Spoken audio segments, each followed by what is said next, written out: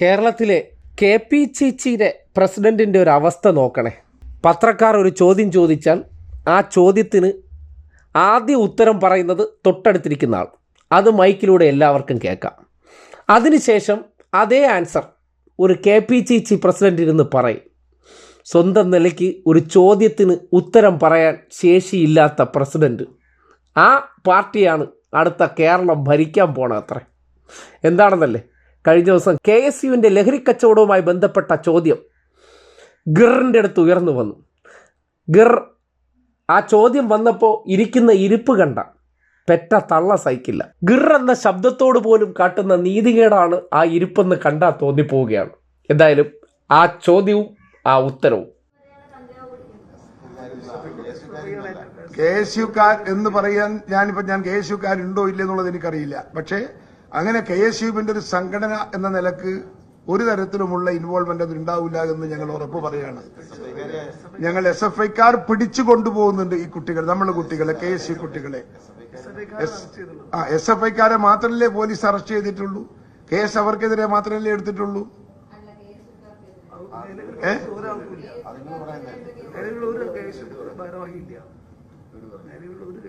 നിലവിൽ ഒരു ഭാരവാഹിയും KSUവിന്റെ ഭാരവാഹി കേസിൽ വന്നിട്ടില്ല.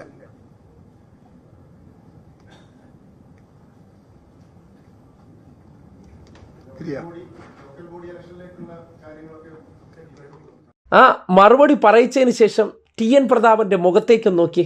എങ്ങനെയുണ്ട് നമ്മൾ പറഞ്ഞൊപ്പിച്ച്. അതായത് പിന്നെ വേറെ ചോദ്യമില്ലല്ലോ, ചോദിച്ചു എന്ന് വരുത്തിയാൽ മതി. അത് ഞങ്ങൾ രണ്ടുപേരും ഒരേപോലെ പറഞ്ഞു.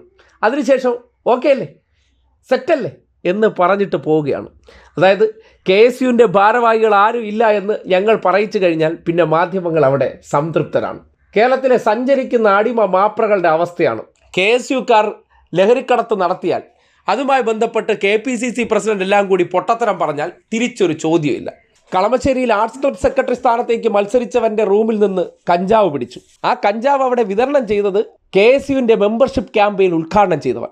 ഇങ്ങനെയുള്ള യാഥാർത്ഥ്യങ്ങൾ നിലനിൽക്കുമ്പോൾ മുതലാളിക്ക് മാസപ്പടി കിട്ടിയതിൻ്റെ അടിസ്ഥാനത്തിൽ ചുപ്രഹോ എന്ന നിർദ്ദേശം കൊടുത്ത് വിട്ടിരിക്കുന്ന മാപ്രകൾ അവിടെ പഞ്ചപുച്ഛമടക്കിയിരിക്കുന്ന ഈ കാഴ്ച കണ്ടിട്ട് നിങ്ങൾക്ക് തന്നെ ആ മാധ്യമപ്രവർത്തന മേഖലയോട് ഒരു വല്ലാത്ത അവജ്ഞ തോന്നുന്നില്ലേ?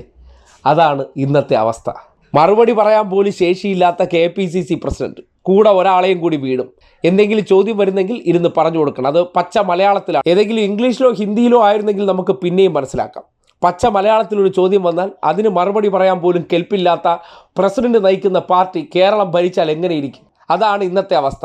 അവിടെ നിങ്ങൾ എതിർപക്ഷത്തെ കൂടി ഒന്ന് കാണണം. കഴിഞ്ഞ ദിവസം മുഖ്യമന്ത്രി 24-ലെ ശ്രീകണ്ഠൻ നായരോടൊപ്പം ഒരു ലൈവ് ഇൻ്റർവ്യൂ ഇരുന്നു. എങ്ങനെ ലൈവ് ഇൻ്റർവ്യൂവിൽ സാധാരണഗതിയിൽ ഒരു മുഖ്യമന്ത്രിമാരും ഇരിക്കാറില്ല. എന്തെങ്കിലും തെറ്റ് പറയുകയാണെങ്കിൽ അത് എഡിറ്റ് ചെയ്ത് കളയുന്ന സാഹചര്യമുണ്ട്. പക്ഷേ ആരുടെയും സഹായമില്ലാതെ ഒറ്റയ്ക്ക് ആ ചോദ്യങ്ങളെ നേരിട്ടു, മറുപടി പറഞ്ഞു. CPM സംസ്ഥാന സെക്രട്ടറി ആയിട്ടുള്ള MV ഗോവിന്ദൻ മാസ്റ്റർ പലപ്പോഴും മാധ്യമങ്ങളെ കാണാൻ വരാറുണ്ട്. ഒപ്പം ആരെങ്കിലും ഇരിക്കുന്ന കണ്ടിട്ടുണ്ടോ? ധൈര്യത്തിനോ അല്ലെങ്കിൽ എന്തെങ്കിലും മറുപടി പറഞ്ഞു കൊടുക്കാൻ? എന്താണ് തെളിയിക്കുന്നത്? സ്വന്തമായിട്ടൊരു ചോദ്യത്തിന് മറുപടി പോലും പറയാൻ ശേഷിയില്ല. സ്വന്തം നിലയ്ക്ക് എന്തെങ്കിലും മറുപടി പറഞ്ഞാൽ അത് അടാർ ഫൗളാകുമെന്ന് തിരിച്ചറിഞ്ഞുകൊണ്ട് KPCC പ്രസിഡന്റ് മറുപടി പറയാനായിട്ട് ഒരാളെ കൂടി കൂടെ വിടേണ്ട ഗതികേട്. കഷ്ടം തന്നെ മുതലാളി, കഷ്ടം തന്നെ.